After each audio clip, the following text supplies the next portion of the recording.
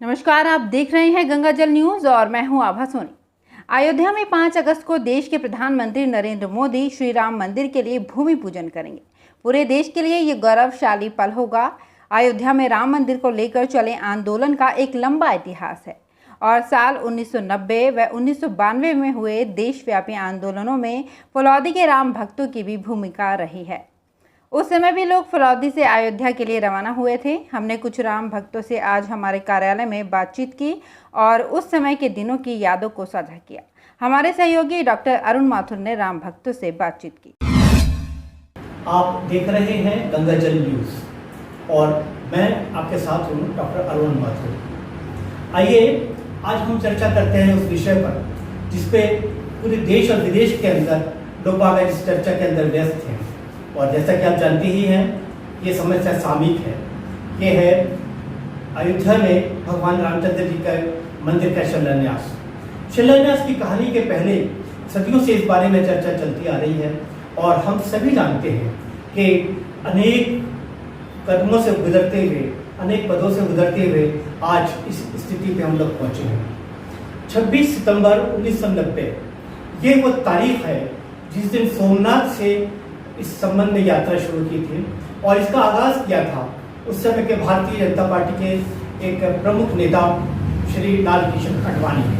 उनके नेतृत्व में ये आंदोलन पूरे देश में चला और उसके पश्चात 1992 तक की 2 वर्ष तक इसका रहा।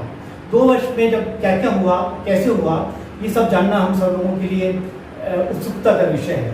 आप ये भी जानते हैं कि 1992 के अंदर 6 दिसंबर को बाबरी मस्जिद का ध्वंस हुआ था और उसके पश्चात में राम जन्मभूमि में रामचंद्र जी के मंदिर के निर्माण की एक नई कहानी, नई शुरुआत हुई, जिसको कि कल यानी 5 अगस्त को इसके शिलान्यास के साथ हुई।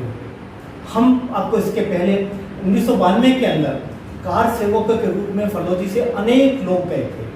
ये कार सेवक फलौदी और उसके आसपास के क्षेत्रों के थे और हम ये भी बताना चाहेंगे आपको कि इन जो यात्री गए थे कार सेवक, उनमें से हम आपका परिचय उससे कराएंगे। उसके पहले आपको दिखाते हैं वो फोटोग्राफ जिसमें ये कार सेवकों का जत्था फलौदी से रवाना हुआ था।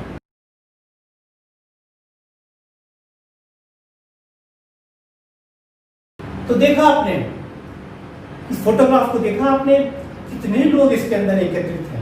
ये केवल जो फोटोग्राफ में वही नहीं है, ये प्रतिनिधित्व कर रहे थे उन लोगों का जो कि इस कार सेवा से जुड़े हुए थे। और ये भी बताने की बात है कि इनमें से बहुत से लोग आज हमारे फलौदी के अंदर हैं और फलौदी के क्षेत्रों के पास में हैं। इनमें इनका नेतृत्व कर रहे थे वरिष्ठ कार सेवक श्री जयराम गज्जा। आइए हम अपनी बातचीत शुरू करते हैं श्री जयराम गज्जा जी से। श्री गज्जा जी, सबसे पहले तो हम आपको ये हमारे जानने की उत्सुकता रहेगी और हमारे दर्शकों को भी कि आपकी जाने की योजना कैसे बनी, आपने क्या सोचा और जब आप जाने का सोच रहे थे, ये तो आपका निश्चय था कि आप जाएंगे, आप लोगों ने निश्चय किया, आपके समूह ने निश्चय किया, लेकिन आपके परिवार वालों का इस पे क्या प्रतिक्रिया थी? और गज्जा साहब, एक बात और, जब आप ये गए थे आपकी उस टाइम में क्या आयु थी, ये भी बताइएगा। मेरा मूल में ही सिद्धांत रहा है समाज के लिए अपना जीवन समर्पित करना। जब राम जन्मभूमि का आंदोलन चला था, उससे पहले भूमिका में हमने 1988 में घर घर रामशिला पूजन करवाया था। फलौदी तहसील से 190 रामशिलाओं का पूजन करवा के 89 में हम अयोध्या जाकर के पहुंचा के आए थे। इससे बहुत बड़ा जन सैलाब हुआ था और हिंदू जागरण का एक बहुत बड़ा माहौल खड़ा हो गया था। उसके बाद में हमने दीपावली के दिन धनतेरस को घर घर जाकर के राम ज्योति का जन जागरण किया था। अयोध्या से जो राम ज्योति आई थी उससे हमने हर घर में दीपक जलवाया था। इससे हमको बहुत बड़ा लगा। 1990 में जब प्रथम कार सेवा का आह्वान हुआ था, तब हमारे कई मत वाले लोग, लगभग 135 लोग अयोध्या के लिए यहाँ से रवाना हुए थे। जोधपुर गए, जोधपुर में कर्फ्यू लग गया। एक दिन हम मंडोर में रुके, फिर वापस वहां से रवाना हो गए। हम चलते चलते दिल्ली पहुंच गए। दिल्ली में राजनीतिक प्रश्न इतना था, एक व्यक्ति को एक टिकट नहीं देते थे। रेलगाड़ी से जत्थे का टिकट दिया जाता था, तो हमने 135 टिकट एक साथ दिए थे। कई सीआईडी के लोग साधु के वेश में हमारे साथ चढ़ गए थे और वो हमारे कार्यों की वार्ता का पूरा निष्कर्ष निकाले थे, लेकिन जैसे गाड़ी चली इटावा में हमें गिरफ्तार कर लिया।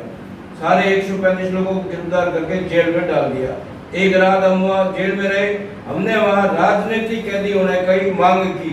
हमको अपराधी कैदी नहीं है, हम राजनीतिक कैदी है।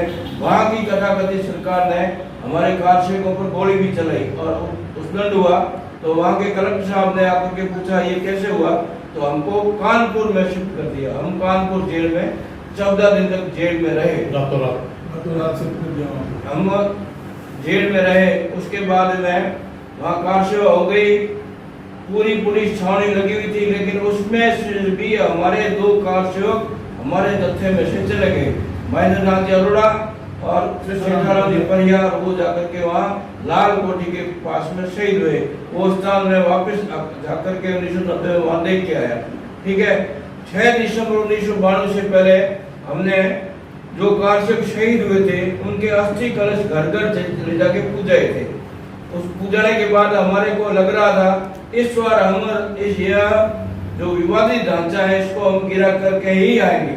ऐसा सोच करके हम 35-40 लोग अयोध्या की ओर कूच कर दिया। हमारे माता पिताओं की तरफ से मेरे को व्यक्तिगत रूप से कोई मनाही नहीं थी, क्योंकि मैंने अपने माँ बाप को कह दिया था मेरा जीवन हिंदू समाज के लिए ही समर्पित है। हम लोग अयोध्या चले गए, सीधे अयोध्या पहुंचे, गोरखपुर स्टेशन पर उतरे। गोरखपुर से हम अयोध्या गए। हजारों लाखों लोगों की भीड़ लगी हुई थी। वहाँ लाल कृष्ण आडवाणी, साध्वी रत्नम्बरा जी, राष्ट्रीय संसद संघ के उस टाइम के सर कार्यवाह होंगे शेषाद्री जी, विनय कटियार, अशोक सिंघल, वो उमा भारती मंच पर बैठे थे और कार सेवकों को मना कर रहे थे ये इस ढांचे के नजदीक मत जाओ, इस विवादित ढांचे के नजदीक मत जाओ। लेकिन मत वाले हिम्मत वाले हिंदू समाज ने उस कार सेवा पर जाकर के हमला कर दिया और कार उस विवादित ढांचे को पूरा तोड़ दिया। तोड़ने के बाद कुछ लोग वहां से ईंटें भी ले आए, ईंटें ला करके यहाँ रखी और पूरे देश में वातावरण बदल गया। जैसे ही हम लोग वापस आए तो हमको पता लगा कि पुलिस ने आपके खिलाफ वारंट निकाल दिया है। हम लोग छुप गए, लेकिन दूसरे दिन हमारी गिरफ्तारी हुई। सेक्शन 10 में हमको गिरफ्तार करके हमारी जमा हो गई। इटावा में आप 4 दिसंबर को 1992 को इटावा में थे आप? इटावा में या कानपुर? इटावा से कानपुर शिफ्ट हुए थे। इटावा से कानपुर शिफ्ट हुए थे। 4 तारीख को रात को 4 तारीख की रात को आपको शिफ्ट हुआ। जब 4 तारीख की रात को आप वहाँ पर थे तो उस समय आपको समाचार तो मिलते होंगे कि क्या हो रहा है, तो आपके मन में क्या स्थिति आती थी? हमारे मन में जोश था कि हम कैसे भी अयोध्या पहुंचे रास्ता तो, लेकिन पुलिस के इतना बड़ा दबाव था कि कार से उसमें से निकलना संभव नहीं था। कानपुर में कर्फ्यू लगा हुआ। कानपुर में कर्फ्यू लगा था, आपके स्थिति बनी। और उस टाइम मैं एक शब्द इस्तेमाल कर रहा हूँ, प्रयोग कर रहा हूँ, छटपटाहट। क्या आपके मन में एक छटपटाहट थी कि हम पहुंचे? हाँ जी, आप क्या कहते हैं? हमारे मन में भी ये था कि काश हम भी वहाँ जाएं, लेकिन वो मजबूरी हमारी ये थी कि चारों तरफ पुलिस का पहरा और बाहर कर्फ्यू लगा हुआ, तो हम बाहर नहीं जा सकते। हम वहीं जुलसा निकालते थे मंडी के अंदर, हमें मिल जाते थे और हमें खुशी होती थी। जैसे ही विवादित ढांचा ढाया गया, हमें बहुत खुशी हुई कि आज ये हिंदू धर्म के लिए एक बहुत ही मतलब एक जो बाबर का ये कलंक था ये मिट गया। जयराम जी, मैंने आपसे पूछा था उस समय आपकी क्या आयु है, और ये सवाल मैं प्रेम जी आपसे करूँगा। प्रेम सोनी जी साहब, तो मैं एक शब्द का प्रयोग कर रहा हूँ, हो सकता है आपको अजीब लगे, लेकिन वो शब्द है कि छटपटाहट। जब आप लोग 4 तारीख को वहाँ पे थे कानपुर के अंदर, और 5 तारीख लिटरली 5 तारीख एक ऐसा दिन था जबकि सबके मन में था, उद्वेलित थे सब जने कि क्या होगा, तब आपको कैसा लगता है? हमारे मन में बहुत जुनून था, हम कैसे जेल के तोड़ा के वहाँ जाएं, और भले हमें वहाँ बलिदान देना पड़े तो बलिदान देने के लिए भी हम तैयार थे। लेकिन हम लोग कम थे, पुलिस ज्यादा थी, इसलिए हम उस मिशन में कामयाब नहीं हो पाए थे। अब यही सवाल मैं करूंगा श्री प्रेम सोनी जी से, जो कि एक वरिष्ठ कार्यकर्ता हैं और उस यात्रा के अंदर जिनकी बहुत महत्वपूर्ण भूमिका रही थी। प्रेम जी, आप प्लीज हमको बताएंगे क्या हाँ जी। कैसा लगा आपको उस वहाँ पे वो 4 और 5 तारीख की रात कैसे निकली आपको? हम यही था कि बाहर कर्फ्यू लगा, कानपुर में कर्फ्यू लगा हुआ है और हमारे अंदर मतलब ये भावना थी कि हम कैसे भी भाग के चले जाएं, लेकिन चारों तरफ पुलिस का पहरा और उसके बाद हम जाने की काफ़ी लोगों ने कोशिश की, लेकिन पकड़े गए, वापस अंदर डाल दिया। अब ये सवाल मैं करूँगा हमारे साथ में श्री पदम चंद जी जैन से। पदम जी, आपको कैसा लग रहा था 5 तारीख की? दोस्त तो बहुत था वहाँ पे, मेरे वहाँ बहुत भीड़ थी, तो हम लोग बाहर जाते पुलिस वाले दान नहीं देते थे, तो हम वहीं जोर जोर से लगा करते थे, जुलसा निकालते थे और मंडी के अंदर घूमते थे। कानपुर में बहुत करते, बाहर जाते वापस अंदर डाल देते थे। सर्दी का मौसम था, बहुत वहाँ धमाल करते थे, जोर जोर से बच्चा बच्चा राम का जन्मभूमि के काम का ऐसे ऐसे जोश धमाल। फिर हमें जो सूचना मिली थी महेंद्रनाथ जी अरोड़ा की और शेषाराम जी की, जो हमारी साथी थे, उनकी न्यूज मिले, हमें थोड़ा दुख हुआ, लेकिन वो राष्ट्र के काम आए, वो हमें गर्व होता है। और हम गए कार सेवा में, ये भी हमें गर्व की बात है कि हम कार सेवा में गए। हम आपने तो उनको स्मरण किया, उनका पुण्य स्मरण किया। हाँ। हम गंगाजल न्यूज़ की ओर से भी उनका पुण्य स्मरण करते हैं और अपनी भावांजलि उनको प्रस्तुत करते हैं। आइए अब हम बात करेंगे प्रेम सोनी जी से। मैंने आपसे प्रश्न किया था कि जब आप ये जब इस जोश के अंदर काम कर रहे थे, तब आपकी क्या आयु थी? मेरी उस समय आयु 30 साल थी और मैं भारतीय जनता युवा मोर्चा फलोदी शहर का अध्यक्ष भी था। और आपका पारिवारिक दायित्व? पारिवारिक दायित्व, मेरे घर में सब बड़े लोग थे, मेरे मतलब बड़े भाई साहब है, मदर है, और मैंने उनको बोल दिया भाई मैं राष्ट्र के लिए समर्पित रहना चाहता हूँ। और आपके घर में आपकी पत्नी, बच्चे? हाँ, उस समय बच्चे उस समय छोटे थे। अच्छा, और आपकी पत्नी ने क्या कहा? पत्नी ने बोला कि अगर आप राष्ट्र के लिए जा रहे हैं, मुझे कोई एतराज नहीं है, आप जा सकते हैं आराम से। ये बहुत बड़ी बात है, जैसे कि आपने बताया कि उन्होंने ऐसा बोला कि जाने के लिए। और पदम जी, आपका क्या स्थिति थी? आपकी उम्र? उम्र 23 साल की थी उस दिन, स्कूल में पढ़ रहे थे, फिर देखा जब जा रहे हैं। क्या बात, एक मिनट, आपने क्या कहा स्कूल में पढ़ रहे थे? 23 साल के थे जी। फिर हमने देखा विश्व हिंदू परिषद का मैसेज आया कि चलना है, तो मैंने बोले उनका नाम लिखा है मैंने नीलम जी को। फिर वो बोले चलो, जब गए हम दोस्त से यहाँ घूम के, घर में पूछा, सब जाने के लिए बोल रहे थे चलो चलो। घर में पिताजी को पूछा, मैंने माँ को पूछा, नहीं माँ तो नहीं बोल रही थी। पिताजी के जा रहा था, जा घूम के आ जा, जाओ जाओ, तो मैं चला गया। बहुत ये अच्छी भावना थी। और अब जब ये सब इतना हुआ 1992, उसके बाद में ये 2020 आ गया है, इस पूरे दौरान के अंदर आप लोगों ने इस संबंध में क्या किया? राम मंदिर के निर्माण के संबंध में आप जागरूक तो आप रहे होंगे, अवश्य जागरूक रहे होंगे, लेकिन उस जागरूकता में आपने क्या क्या किया? आप क्या क्या करते रहे? उसमें यह था कि भाई कोर्ट का फैसला क्या है, क्योंकि सरकार ने भी ये बोल दिया, भारतीय जनता पार्टी ने भी यही बोला कि भाई कोर्ट का जो फैसला आएगा वो मान्य होगा। अब उसके बीच में जो कार सेवा हमारे साथी गए थे, जो उसमें फोटो भी आए हुए, उसमें कई साथी हमारे दिवंगत भी हो चुके हैं। उसमें एक चीची चाटा भी, उसने एक प्रण किया था कि जब तक मंदिर नहीं बनेगा तब तक पाँव में जूती नहीं पहनूंगा, अपने सिर के और दाढ़ी नहीं कटवाऊंगा। उन्होंने मरते दम तक ये प्रण निभाया है। इस यात्रा में जो आप लोग गए थे 1992 के अंदर, आपके और भी साथी होंगे, हो सकता है उनमें, जैसे आपने बताया कुछ दिवंगत भी हो गए हैं, परंतु कल कुछ अभी फलोदी में या पास में, क्या आप उनको बता सकते हैं कुछ नाम, उनके नाम में जो आपको जो स्मरण आ जाए एकदम, जैसे जो फलोदी में है? कुछ रमन जी व्यास है, रमन जी बोरा है,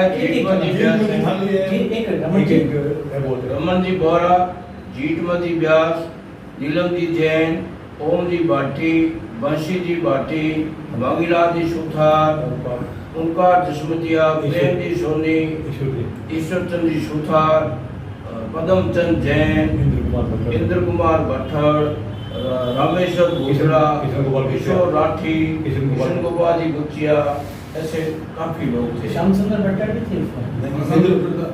नहीं नहीं, इंद्र कुमार भट्टर था। जी। चलिए, ये काफ़ी अच्छा है। सबके आपको उन सभी सहयोगियों मित्रों के बारे में आपने बताया, ये बहुत सबको उत्सुकता थी जानने के लिए।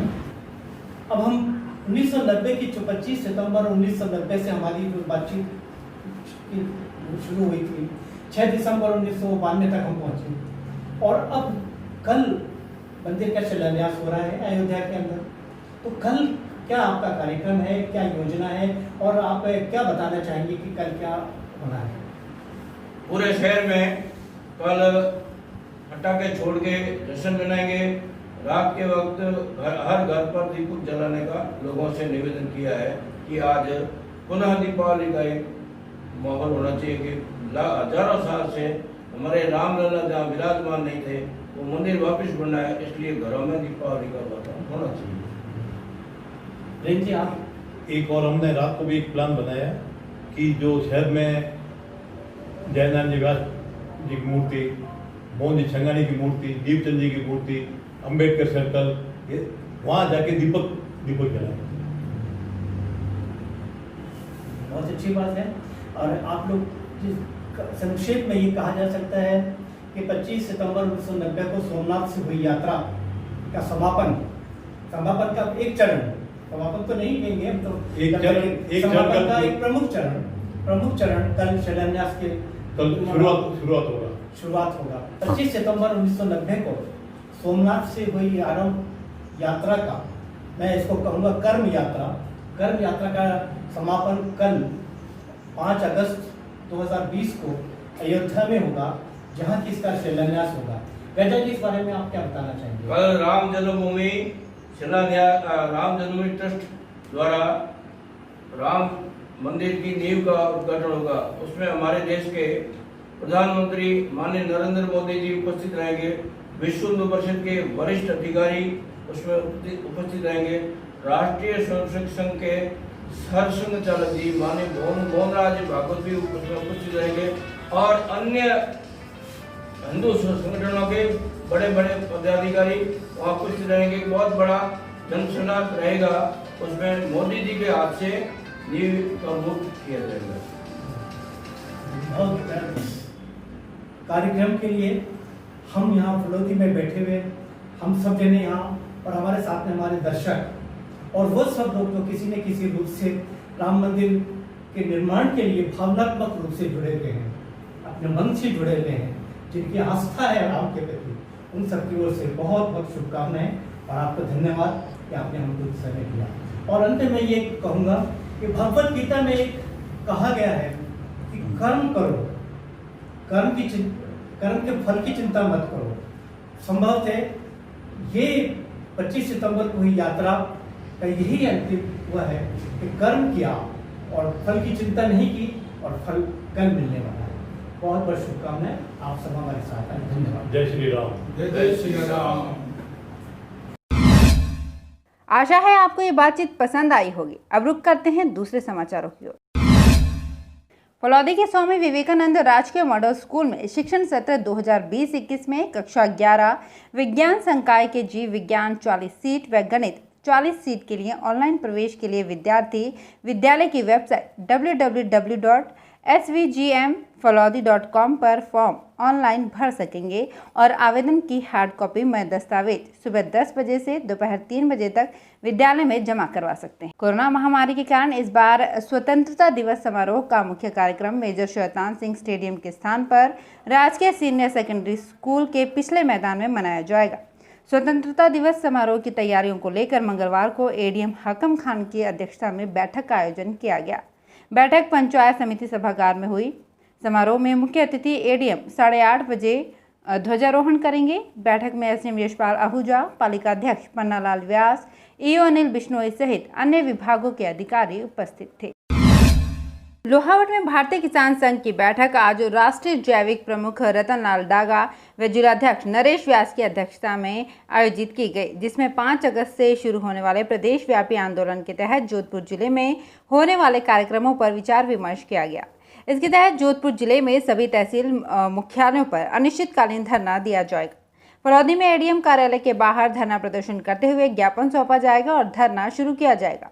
किसानों से आग्रह किया गया है कि आंदोलन में किसान मुंह पर मास्क लगाकर रखें और सोशल डिस्टेंसिंग की पालना करें और दोपहर 12 बजे तक एडीएम ऑफिस पहुंच जाए। बैठक में माणक परिहार, तुलसाराम सिवर, पांचोराम बिश्नोई, पारस खिंचड़ और रामनारायण जांगू, हरिराम व ओमाराम आदि उपस्थित थे। फलौदी में तुलसाबाई पालीवाल छात्रावास में मंगलवार को पीयूष पाणी आयुर्वेद द्वारा स्वास्थ्य सप्ताह का आयोजन किया गया। आयोजक डॉक्टर हेमंत पालीवाल ने बताया कि कोविड-19 जैसे संक्रामक रोगों के प्रसार को रोकने के उपाय एवं रोग प्रतिरोधक क्षमता बढ़ाने के लिए आयुष क्वाथ एवं औषधि वितरण का कार्यक्रम रखा गया है।